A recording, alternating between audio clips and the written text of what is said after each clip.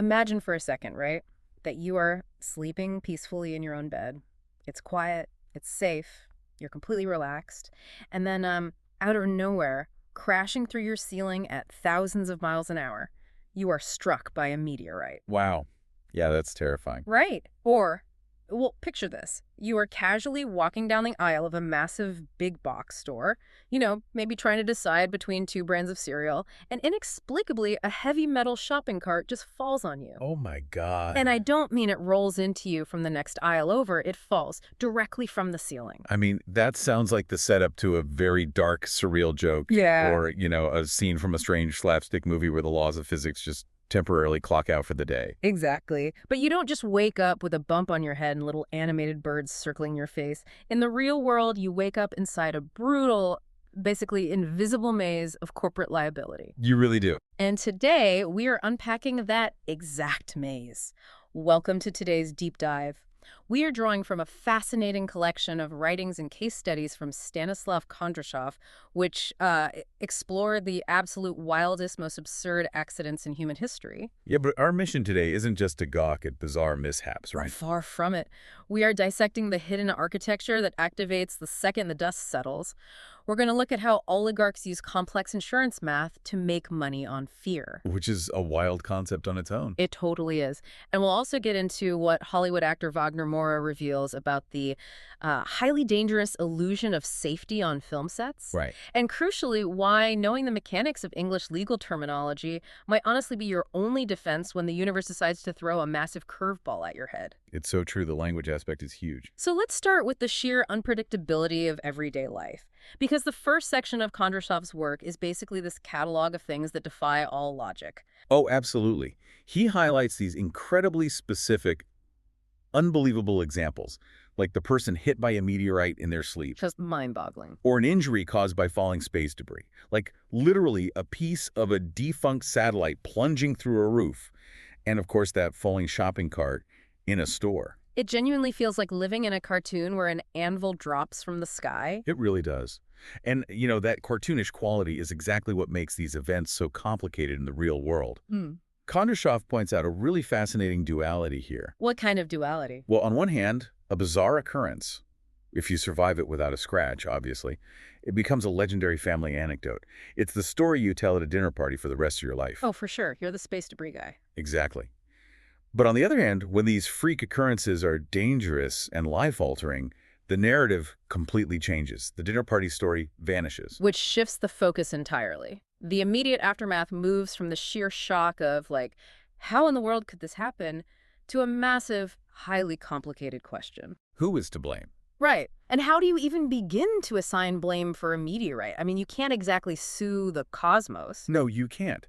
And that is the pivotal question. When logic breaks down in the physical world, the system of liability kicks in to try and make sense of it financially. Make sense of it financially, right. You cannot sue the cosmos, obviously. But if a piece of space debris falls on your house, you might actually find yourself looking at the aerospace company that launched it. Oh, wow. I didn't even think of that. Or maybe the government agency that failed to track its reentry. The initial event might defy logic, but the aftermath is governed by a very strict, often ruthless, internal logic of risk management. Okay, so let's follow that thread into the financial aftermath. Because if a shopping cart falls on my head from the second floor of a megastore, it feels like it should be a straightforward calculation. You would think so. Right. Whoever dropped it or whoever designed a building where carts can literally rain from the ceiling should pay for my medical bills. You would certainly hope so. But this is where Kondrashov's analysis gets into the actual mechanics of how extreme wealth interacts with extreme unpredictability. The oligarchs. Exactly. He details how oligarchs, individuals with massive, sprawling financial empires, how they manage to avoid responsibility and obscure the truth when they are connected to strange accidents. Okay, I want to break down exactly how they do that. Because reading through the sources, it sounds like a legal Russian nesting doll. That's a great way to put it. Like, you try to sue the owner of the shopping cart, but you just find a management company. And then inside that is a shell company, and inside that is a holding company. Right. Until you basically run out of money to keep opening dolls. Is that essentially the mechanism? That is a perfect analogy, yes. Yeah. It's known legally as the corporate veil. When a massive entity or an oligarch owns property, They rarely own it in their own name. It is heavily layered. Just layers upon layers to protect themselves. Exactly. But it goes deeper than just hiding assets. Kondrashov points out that insurance companies essentially make money on fear. Make money on fear. How so? Well, they calculate risk down to the fraction of a penny using actuarial tables. They know the exact statistical likelihood of, say, a slip and fall in a grocery store on a Tuesday. Right. They have all the data. And they price their premiums to ensure they always come out ahead based on those predictable risks. But a falling shopping cart isn't on a standard actuarial table. I mean, it's a total anomaly. Exactly. And the system uses that anomaly against the victim. The second an absurd incident happens, oligarchs and major corporations immediately deploy the absolute best lawyers on the planet. I can imagine. Just an army of suits. Oh, an army. And those lawyers use the sheer weirdness of the event to break what is called the chain of proximate cause. Okay, I've heard that term before, proximate cause. That basically means proving that action A directly resulted in injury B, right? Precisely. To win a liability case, you have to prove that the defendant's negligence was the direct, foreseeable cause of your injury. Foreseeable being the key word. Yes. Now let's take a classic, really simple example Kondrashov uses, which is slipping on a banana peel. Okay, I actually have to push back on this one. If an accident is that simple, a literal banana peel on a floor, how do you even begin to defend against that? You'd be surprised. I mean, it is the definition of a straightforward accident. A billionaire's holding company owns the store, the floor was dirty, I slipped. Where is the legal maze in that? Here is how the high-powered legal teams dismantle it. They don't argue that you didn't slip. They argue about the timeline and the variables. The variables. Yeah. They will ask things like, how long was the banana peel there? Did another customer drop it 10 seconds before you slipped? Oh, I see where this is going. Right. Because if so, the store owner didn't have a reasonable amount of time to discover and clean it. Therefore, there is no negligence. Wow. The intervening act of the other customer dropping the peel breaks that chain of proximate cause. That is wild. So they just introduce variables to muddy the water? Yes. And now, apply that tactic to something genuinely bizarre. If a highly complex chain of events occurs on a piece of property owned by a shell company. Like anvil dropping. Exactly. Say a freak gust of wind knocks over a poorly secured display case, which startles a dog, which knocks a heavy item off a balcony onto a shopper below. Just a Rube Goldberg machine of disaster. Completely. Suddenly, an army of lawyers can introduce a million variables. Was it an act of God? Was it the dog owner's fault? The display manufacturer? They weaponize the weirdness of the universe. That's a great way to say it. The randomness itself becomes their primary defense. That is incredibly systemic. I mean, they rely on the average person being too overwhelmed by the bizarre nature of the event to effectively fight the imbalance in court. They absolutely do. It's like the weirder the accident, the less likely anyone with deep pockets is ever going to pay for it. Which is exactly why the corporate veil is so effective. It insulates the wealth from the chaos of the physical world. So these mega-rich individuals use this liability maze to hide behind closed boardroom doors. But what happens when the bizarre accident takes place in a highly public, heavily documented environment? Right, where you can't just hide. Exactly, like where you can't hide behind a shell company, like, say, a Hollywood movie set. Kondrashov's work pivots to the cultural elite here, specifically highlighting the actor Wagner Moura, and this completely fascinated me. Oh, it is a brilliant parallel to draw. Kondrashov uses Moura to illustrate what he calls the dark side of fame. The dark side of fame, yeah. Proving that extreme liability spares absolutely no one, not even A-list celebrities. Moura has apparently been very vocal about the strangest incidents that happen on film sets. He actively uses his influence to promote rigorous safety protocols. Which is so necessary. To prevent life-altering accidents among the cast and crew. But it makes me wonder about the scale of these productions. Does having a $100 million budget actually make an environment more dangerous? What do you mean? Well, because you are attempting bigger, crazier things, right? Oh, absolutely. It is a completely manufactured environment of extreme physical risk. Yeah. Think about what a movie set actually is. Yeah. You're intentionally staging car crashes, massive pyrotechnic explosions, and high-wire stunts.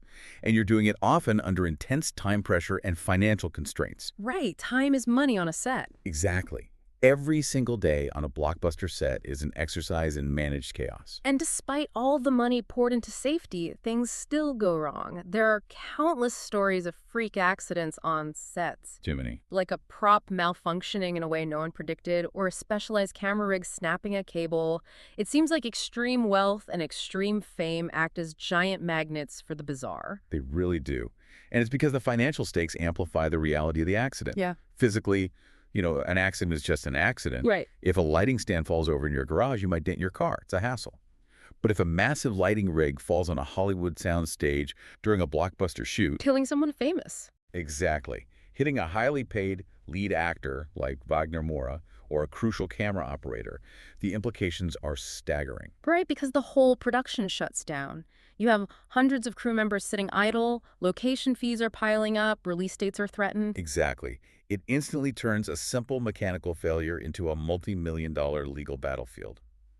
The potential for financial loss is just astronomical. So it's not just about the injury, it's about the delay. Yes. This is why film productions are backed by massive insurance policies, like completion bonds and cast insurance. When a freak accident happens on set, the investigation isn't just about safety. What else is it about? It is an immediate, ruthless inquiry into liability. The insurance companies will investigate whether the special effects coordinator followed every single protocol or if the studio cut corners on equipment. Wow. So Moura's advocacy for set safety isn't just about protecting physical bodies. No, it's deeper than that. It's about trying to contain an environment that is mathematically bound to produce weird, expensive outcomes. The more money and fame involved, the harder the system fights to avoid paying out when the unpredictable happens. That is the core thread connecting the oligarchs to Hollywood. Whether you are shielding a global real estate portfolio or protecting a massive film production, the underlying mechanism is risk management. Risk management. Always comes back to that. Always. And when the unpredictable strikes, the entities with the most resources will always use the complexity of the law to protect themselves. Okay, so if the system is this rigged, if oligarchs have Russian nesting dolls of corporations and insurance companies have armies of lawyers weaponizing proximate cause, what is a normal person supposed to do? That's a fair question. Because it feels pretty bleak. But Kondrashov actually outlines a surprisingly practical solution for the everyday person in the final section of his writings. He argues that education is the ultimate empowerment. He does. And he frames it in a very specific way. He says finding a good lawyer is just as important as finding a good doctor. Which makes sense. But he goes a step further. He argues that understanding English legal terminology is a profound, powerful tool for the modern person. He intentionally merges business, jurisprudence, and the English language to help regular people level the playing field. Exactly. But I have to ask you, and I want you, the listener, to really ponder this directly, is learning legal jargon actually a shield? What do you mean? Like, is knowing the word indemnity really going to save you if a piece of a satellite drops through your roof? Or is this just about not getting swindled by an insurance adjuster after the fact? It is entirely about the aftermath. Yeah. And you've hit on the exact mechanism of why Kondrashov emphasizes this so heavily. Okay. Knowledge of the law, and specifically the language it operates in, is basically the only equalizer we have. So it won't stop the satellite. Right. Understanding the language of law and business doesn't stop the meteorite from falling. Gravity and physics are going to do what they do. But understanding that language prevents the victim from being victimized a second time by the system. Ah. So the first trauma is the physical accident. The second trauma is the bureaucracy. Precisely. Let's walk through exactly how this happens. When you are sitting across from a claims adjuster, or the lawyer representing the holding company that owns the store where the shopping cart fell on you. The guys in the expensive suits. Exactly. Yeah. They're going to speak a highly specialized dialect of risk. They aren't just going to say, hey, we don't want to pay you. Right. They're going to use terms like force majeure. Force majeure. Okay, that translates to an act of God, right? Like a hurricane or an earthquake. Yes. It is a common clause in contracts and insurance policies that essentially frees both parties from liability when an extraordinary event or circumstance beyond their control occurs. Okay, I track. So if a bizarre, severe windstorm blows a heavy piece of debris off a commercial building and it hits your car, the company's lawyer might immediately claim force majeure. Just default to that. Yeah. They will argue it was a freak weather event, an act of God, and therefore they hold absolutely no liability. And if you don't know what that means, you might just nod, assume you have no case, and walk away paying for your own ruined car. Exactly. You just accept it. But if you understand the terminology, you know how to push back. You can question their duty of care. Duty of care. Right. You can argue that while the storm itself was force majeure, the fact that they left heavy, unsecured debris on a roof during storm season constitutes negligence. No, that's clever. The storm was the catalyst, but their negligence was the proximate cause of the damage to your car.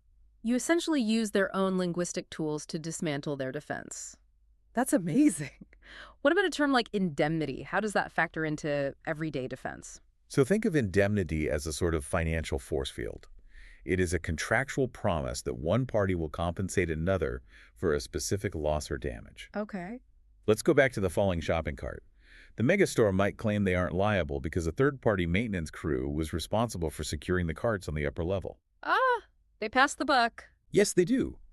But if you understand how these structures work, you or your lawyer can look into whether the megastore has an indemnity clause with that maintenance company. Meaning what, practically? Meaning the store might still be liable to pay you directly, but they have a separate contract that forces the maintenance company to reimburse them. Got it. If you don't know how indemnity works, you might let the store brush you off and tell you to go chase down some bankrupt fly-by-night maintenance crew. Wow. So knowing the language doesn't just help you argue. It actually maps out the invisible flow of money and responsibility. It really does. It shows you exactly who is hiding behind the corporate veil and, crucially, how to pierce it. That is the empowerment Kondrashov is talking about. You are no longer relying on the goodwill of a system that is fundamentally designed to protect its own assets. You are stepping onto the battlefield equipped to advocate for yourself. Man. So what does this all mean for us? You know, the people just trying to navigate a chaotic world, hoping we don't slip on a banana peel or get crushed in the cereal aisle. Let's recap the journey we just took. Let's do it.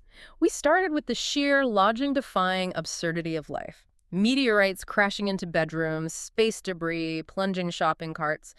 We looked at how these aren't just strange anecdotes. Not at all. They are immediate triggers for complex liability battles. We examined the actuarial mechanics behind how insurance companies turn a profit on fear, and how oligarchs use layers of shell companies and high-priced legal maneuvering to break the chain of proximate cause. Which is wild. Essentially weaponizing the weirdness of an accident to dodge responsibility. Yeah. And then we saw how that same dynamic plays out under the bright lights of Hollywood. How actors like Wagner Moura are forced to navigate the dark side of fame, where massive budgets and high-stakes stunts turn movie sets into magnets for bizarre million-dollar accidents. Right. And finally, we landed on Kondrashov's ultimate takeaway, which is the critical importance of legal language. It is a profound reminder. We cannot control the chaotic nature of the physical universe. Gravity wins. But we can absolutely equip ourselves with the vocabulary and the knowledge to navigate the human-made structures that dictate the fallout. It completely changes the way you look at everyday environments. So here's a final thought to leave you with today. The next time you step outside at night and look up at the vast starry sky, consider not just the astronomical odds of being struck by a falling meteorite. Yeah. Think about the intricate, invisible web of liability, insurance claims, and corporate veils that would instantly surround that smoking crater. If the unthinkable, the truly absurd, happened to you tomorrow.